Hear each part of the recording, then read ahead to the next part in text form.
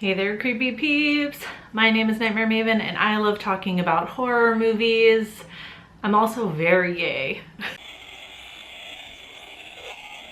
Happy June, happy Pride Month, everybody. If you're new here, hi, hello, welcome. Glad you found my channel. Hope you stick around for a while.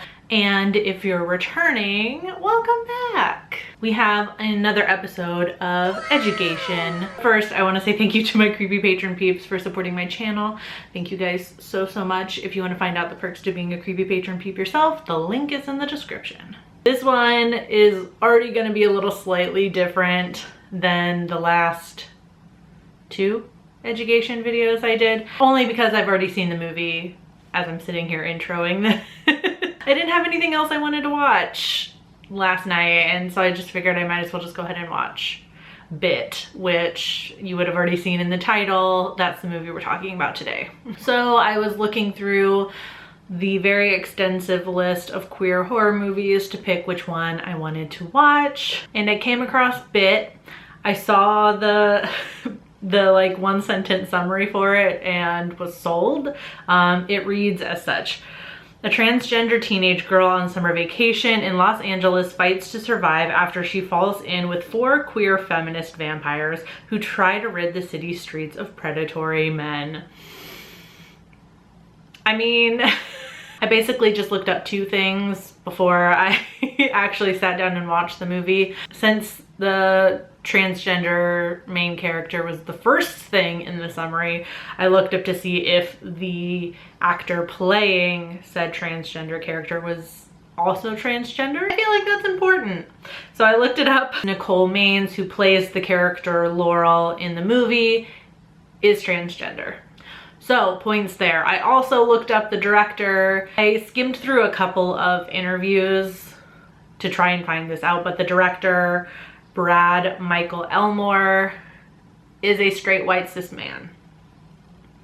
I will admit though that fact about the director made me a little nervous, especially towards the end of the movie. There was a part where I got really nervous. It actually ended up being okay, at least like message wise. So the movie gave me big like Craft vibes, the Lost Boys vibes. It's very stylistic, very like of the time that it was made. I feel like the thing with like the Craft and the Lost Boys and this movie as well is that they get kind of dark and serious, but there are some moments that are a little bit funny, maybe a little bit campy, and I feel like that was definitely true in this movie, although I will say it felt a little bit like clunky at times. I feel like I think this is listed as a horror comedy as well. I feel like the humor came at weird times, where I feel like a lot of these types of movies tend to like start off maybe a little bit funny and a little bit campy and then start to get more serious as the movie goes on. This one kind of felt like it was just dropping it in wherever. I also have to say the dialogue. Oh, the dialogue. Especially with the way the female characters talk to each other in this. It felt, oof. And not just like the way the female characters were talking to each other, just any character. It was really strange. I feel like the actors did fine with what they were given, but I just feel like the dialogue was a little, definitely takes you out of it a little bit, which is unfortunate because it's a really cool story.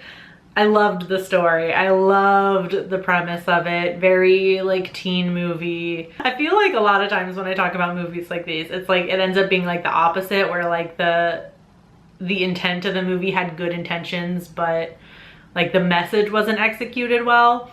I feel like the message was executed well in this. It's just all of the like, I guess superficial stuff felt lackluster compared to like what the movie was saying, which is a little unfortunate. I had to skim through some of the reviews to see if there were any men that were angry about the message of the movie, because I think we all remember Black Christmas 2019 and how that went. So many mentioned like toxic feminism or whatever, like they're pointing out how that is also bad, and therefore like this movie is not that great, which to me I was kind of like, did you watch the movie now?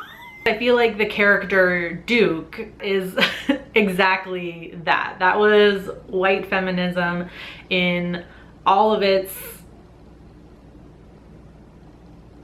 I want to say like shitty glory, is a problem within the feminist movement at large, where white feminism tends to kind of just take over everything and speak over the voices of Black women, Black queer women, any women of color, transgender women, all of that, which is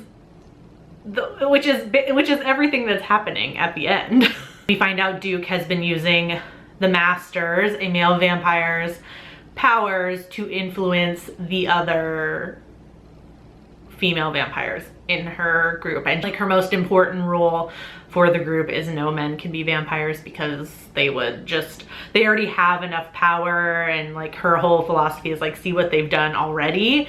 Just imagine if they were immortal and had like super strength and can fly and all this stuff, you know? She uses the power and the privilege that her white skin gives her to influence the other members of the group, which is not okay. I also saw a couple of reviews that seemed upset that the fact that the main character is transgender is mentioned at all in the summary, because they felt like the movie wasn't about that, which again, I would ask if they actually saw the movie before they wrote that. Yes, the actress is a transgender female, but so is the character that she's playing.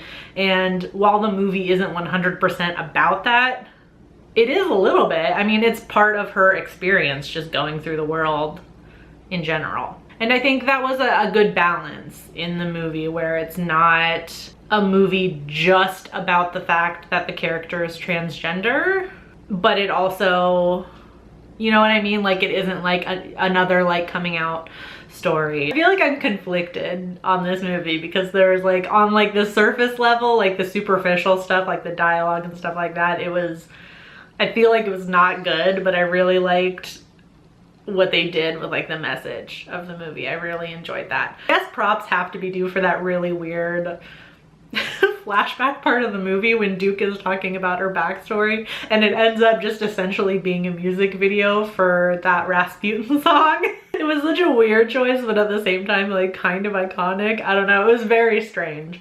I feel like just for now, I'm just gonna say 2.5 out of 5 as my rating, because I can't really decide. Probably most likely gonna give it some more watches, and then, you know, my rating might change.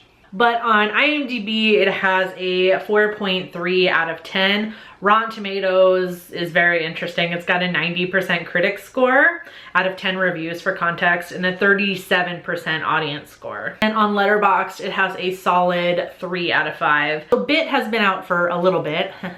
So if you've seen it, let me know in the comment section down below what you thought about it, especially that Rasputin section.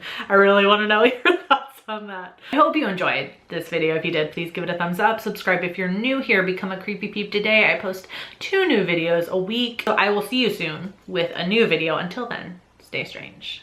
Bye.